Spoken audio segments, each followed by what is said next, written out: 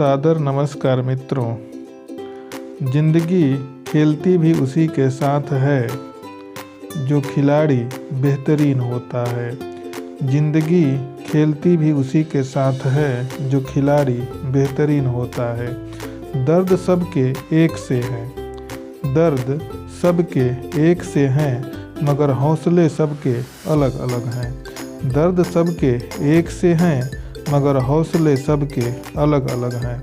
कोई हताश होके बिखर जाता है, कोई हताश होके बिखर जाता है, तो कोई संघर्ष करके निखर जाता है, तो कोई संघर्ष करके निखर जाता है।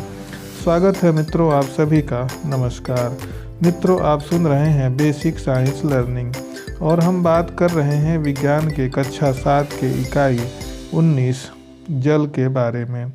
हमने जल के कुछ गुणों के बारे में चर्चा की। भौतिक गुण और रासायनिक गुण दोनों के बारे में हमने चर्चा की। साथ में हमने यह भी जाना कि जल एक सार्वभौमिक अर्थात यूनिवर्सल विलायक है, अर्थात यूनिवर्सल सॉल्वेंट है। जल का खारापन के बारे में भी हमने बताया कि जल में लगभग 1 लीटर समुद्र का पानी में लगभग 35 ग्राम लवण, खनिज लवण घुले होते हैं, जबकि 1 लीटर नदी के जल में लगभग 2 ही 3 ग्राम लवण घुले रहते हैं, जो समुद्र के खारेपन का कारण होते हैं। हमने जल की अस्थायी कठोरता के बारे में बात किया। हमने यह बताया कि जल की जो अस्थायी कठोरता होती है उसे उबालकर तथा चूना मिलाकर दूर कर सकते हैं। चूना मिलाकर दूर करने की विधि को हम क्लार्क विधि कहते हैं। अब हम आज स्थायी कठोरता के बारे में बात करेंगे। जल की जो स्थायी कठोरता होती है वह मैग्नीशियम क्लोराइड, जिसे हम MgCl2 कहते हैं, मैग्नीशियम सल्फेट, जिसे हम MgSO4 कहते हैं, कैल्शियम क्लोराइड, जिसका अणुसूत्र CaCO2 है, तथा कैल्शियम सल्फेट, जिसे हम CaSO4 कहते हैं, लवणों के घुले रहने के कारण होती है। और जल की स्थायी कठोरता हम कई विधियों से दूर कर सकते हैं। जैसा कि हमने बताया कि जल की अस्थायी कठोरता कैल्शियम क्लोराइड और साथ में magnesium chloride, calcium chloride, magnesium chloride, calcium sulphate और मैग्नीशियम सल्फेट आदि लवणों के घुले रहने के कारण होती है। कैल्शियम सल्फेट का हमने सूत्र CaSO4 बताया, कैल्शियम क्लोराइड का सूत्र हमने CaCl2 बताया और मैग्नीशियम सल्फेट का सूत्र MgSO4 बताया और मैग्नीशियम क्लोराइड का सूत्र MgCl2 बताया। इस प्रकार जितने भी लवण होते हैं जो कैल्शियम, मैग्नीशियम के क्लोराइड और सल्फेट लवण के जल में घुले होने के कारण इनमें स्थायी कठोरता होती है। यह कठोरता कुछ विधियों द्वारा दूर की जाती है। पहला, धामन सोडा द्वारा। हम कपड़ा धोने के सोडे से सभी लोग परिचित हैं। कपड़ा धोने के सोडे का रासायनिक नाम जो है वह सोडियम कार्बोनेट है, जिसे हम Na2CO3 के नाम से जानते हैं।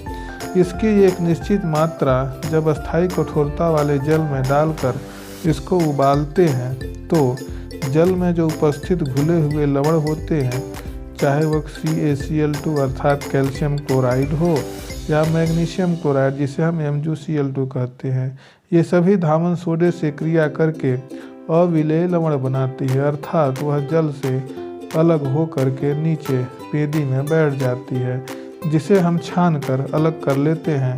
इस प्रकार जो प्राप्त जल होता है वह साबुन के साथ झाग देता है।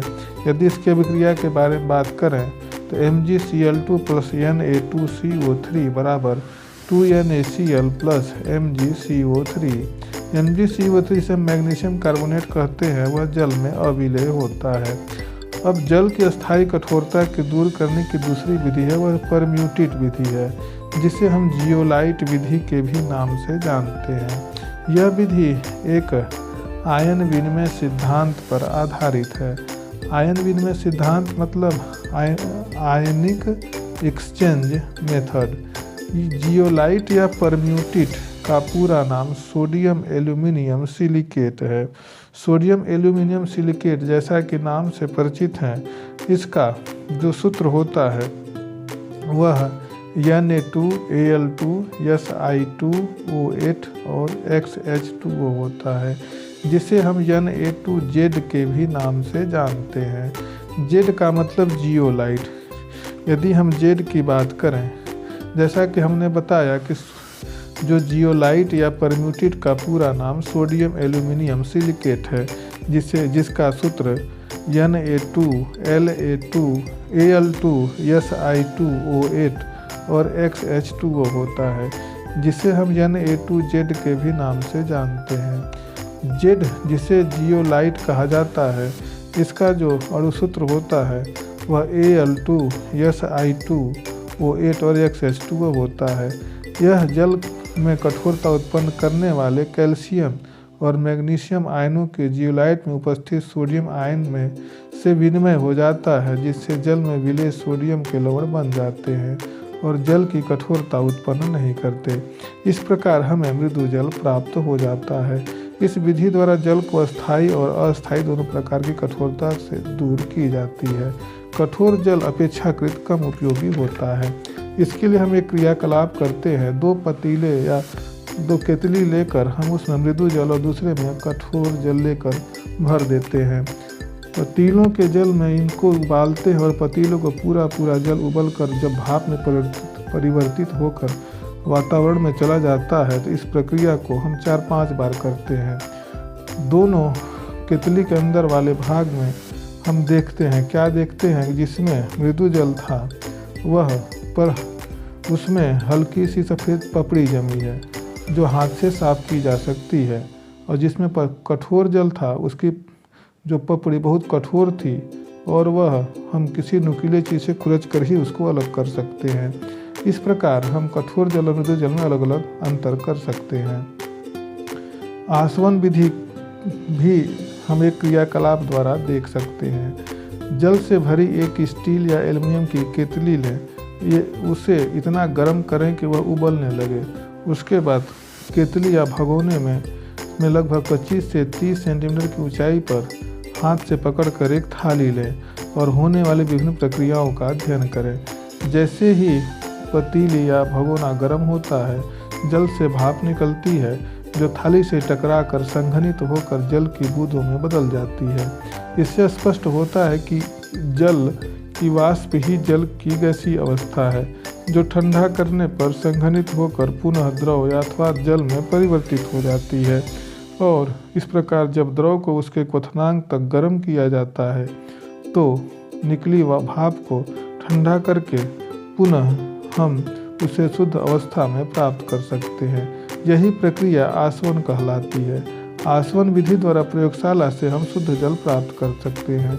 जैसा कि हमने पहले क्रियाकलाप में बताया कि भाप के इंजन, बॉयलरों आदि में जो मृदु जल का प्रयोग किया जाता है, घरों में कठोर जल प्रयुक्त होने से साबुन की अधिक मात्रा खर्च होती है और बॉयलर में प्रयुक्त मृदु जल खनिज रहित जल होता है, जिससे जल की दोनों ही कठोरता नहीं होती है। कठोर जो जल होता है वह घरेलू एवं औद्योगिक उपयोग के लिए अनुपयुक्त होता है। अब हम जल प्रदूषण के बारे में बात करते हैं। ऐसे पदार्थ जो वायु, जल और मृदा में मिलने पर जीवन के लिए हानिकारक हो जाते हैं, प्रदूषक कहलाते हैं। हमारी वायु, भूमि तथा जल के भौतिक, रासायनिक एवं जैविक लक्षणों में जो अवांछित परिवर्तन अर्थात ऐसे परिवर्तन जो हमारे लिए लाभदायक नहीं है, वैसे परिवर्तन होते हैं, तो उसी को हम पर्यावरण प्रदूषण कहते हैं। प्रदूषण प्राकृतिक और कृत्रिम दोनों प्रकार के हो सकते हैं। कृत्रिम प्रदूषण जो होता है वह मानव द्वारा होता है। जीवन के लिए वांछित पदार्थों में जल का प्रमुख स्थान है और जल साथ ही जल परिवहन, कृषि, उद्योगों के लिए परम आवश्यक है। जब जल की भौतिक, रासायनिक तथा जैविक गुणवत्ता में ऐसा अवांछनीय परिवर्तन होता है तो जिससे यह जीव के लिए हानिकारक हो जाता है और यह अनुपयुक्त होता है, जिसी को हम जल प्रदूषण कहते हैं। इस प्रकार जल प्रदूषित करने के कई कारक हैं जो मानव जनित भी हो सकते हैं और प्राकृतिक भी हो सकते हैं। जैसे हम कह सकते हैं कि जल परिवहन कृषि और उद्योगों के लिए बहुत ही आवश्यक है। इससे प्रदूषण से जल की भौतिक और रासायनिक गुणवत्ता दोनों प्रभावित होती है, जो हमारे लिए बहुत ही नुकसानदेह अर्थात हानिकारक हो सकती है, जो हमारे लिए उपयोग नहीं रह पाता और इससे कई नदियों के जल, तालाब और कई जो जल के स्रोत होते हैं वह प्रदूषित हो जाते हैं। तो मित्रों, आज के इस एपिसोड में बस इतना ही। अगले एपिसोड में हम फिर मिलेंगे। धन्यवाद।